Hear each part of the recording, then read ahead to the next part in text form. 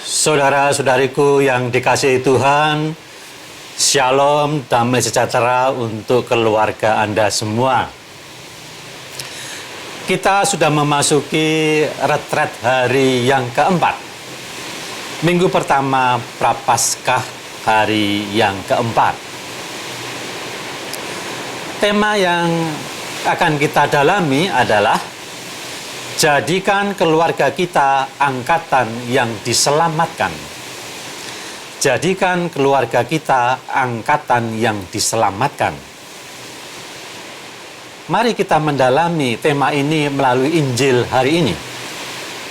Dari Injil Lukas bab 11 ayat 29 sampai 32. Ketika orang banyak mengerumuninya, berkatalah Yesus, "Angkatan ini adalah angkatan yang jahat.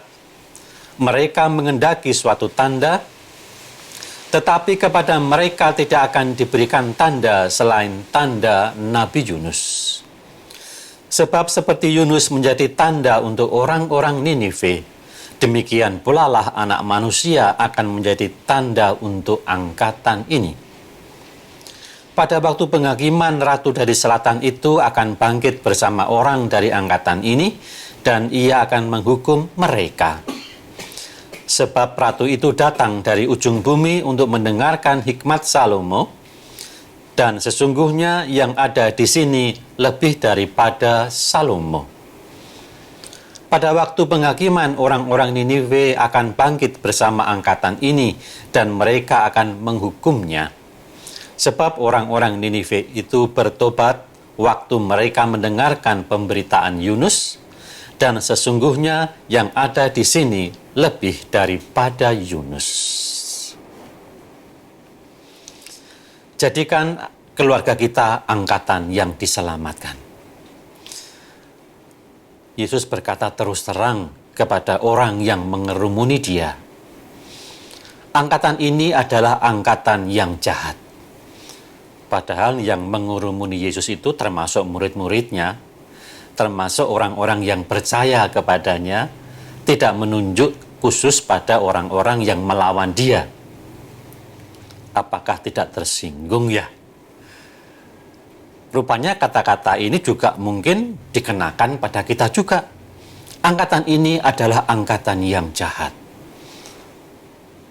Apakah tidak tersinggung ya? Ya, kata tersinggungnya sedikit ada, tapi mari kita dalami mengapa Yesus berkata angkatan ini adalah angkatan yang jahat. Kalau kita melihat kembali penciptaan manusia yang pertama, anak-anak Adam adalah angkatan yang jahat. Dan itulah yang menjadikan kita dikenai yang namanya dosa asal. Tidak ada seorang pun di dunia ini yang bersih dari yang namanya angkatan yang jahat ini. Hanya ada satu orang yang dikecualikan, yaitu Maria, Bunda Yesus. Dia yang dikandung tanpa noda. Bagi kita, tidak. Maka saya mengajak Anda untuk melihat kembali tema yang saya berikan. Jadikan keluarga kita adalah angkatan yang diselamatkan.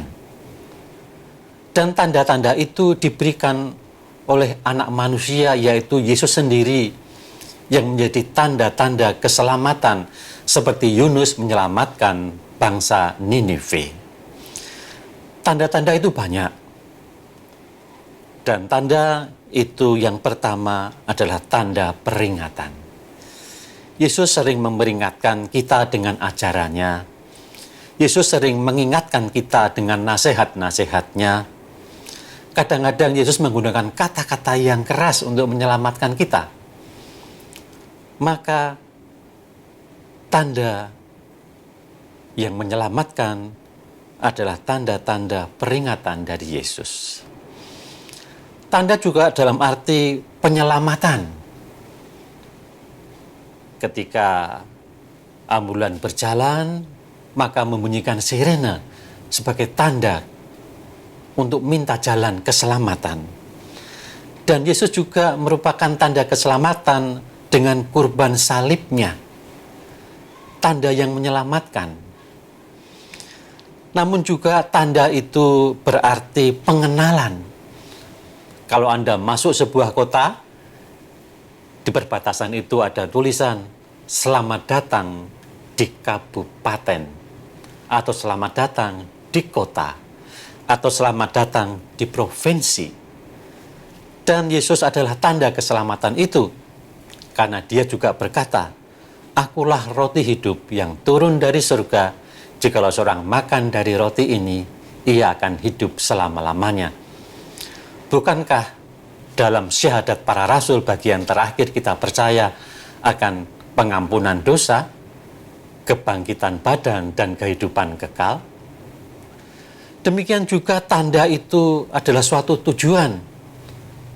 Ketika Anda menuju sebuah kota, di situ ada petunjuk menuju Tangerang, menuju Selipi. Dan Yesus adalah jalan, kebenaran, dan kehidupan. Maka mari di dalam retret keluarga dalam masa Prapaskah ini, kita melihat tanda-tanda Yesus sendiri yang mengingatkan kita, yang menyelamatkan kita, yang membuat kita mengenal Allah, dan akhirnya mengerti tujuan akhir hidup kita. Amin.